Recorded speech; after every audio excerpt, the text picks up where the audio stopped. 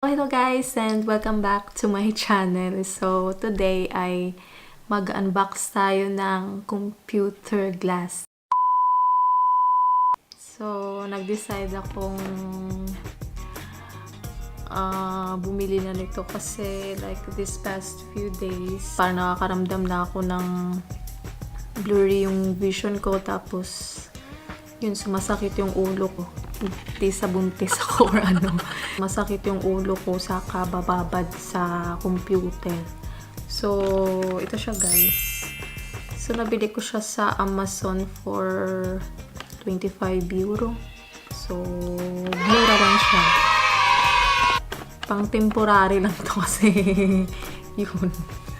Tsaka protection din to against UV. Ano ba yung tawag dun? Yung sa computer kapag blue rays ba yun?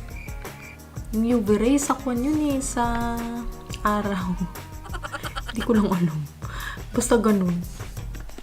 So, ito siya. In-order ko siya kahapon, tapos dumating ngayon. Kalain nyo yun. Ganun kabilis. So, i-unbox natin, guys. So, ang name niya is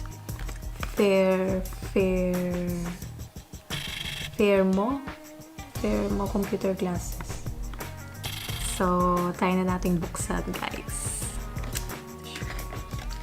Tignan natin yung anong nasa loob. Baka kung ano na budol na naman ba tayo o puro lang itong mga papel, mga bakal, mga chemicals. So, ito siya.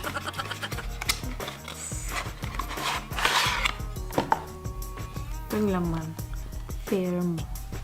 So, buksan na natin. Tada! Ay, may pa-pouch siya. So, meron siyang cloth para pang linis ng lens. Tapos, ano to? Hindi ko alam. Parang may screw tsaka ano, pin something. I don't know. Tsaka naman ang camera parang nalalaglag na eh. Tapos, meron din siyang papel. Kunwari, Fermo. Ito yung nasa akin.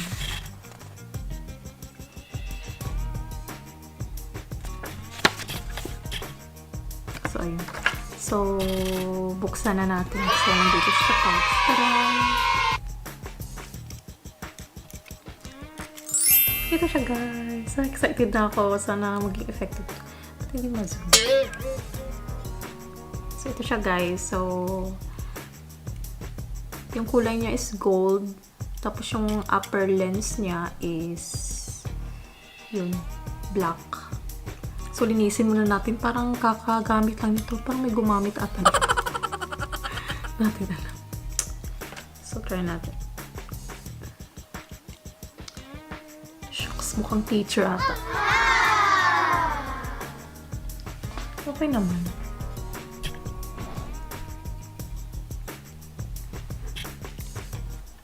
Okay siya.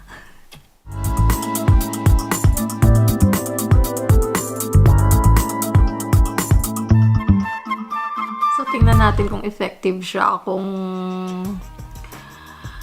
hindi ba sasakit ang ulo ko, hindi ba ako magkakaroon ng blurry vision. So, tingnan natin kung effective to. Baka sayang lang yung 25 euro natin dito. So, i-update ko kayo guys kung effective ba to or hindi. So, yun lang guys. Thank you for watching my vlog. At huwag niyong kalimutang mag-like and subscribe to my channel. So, bye guys! Ciao!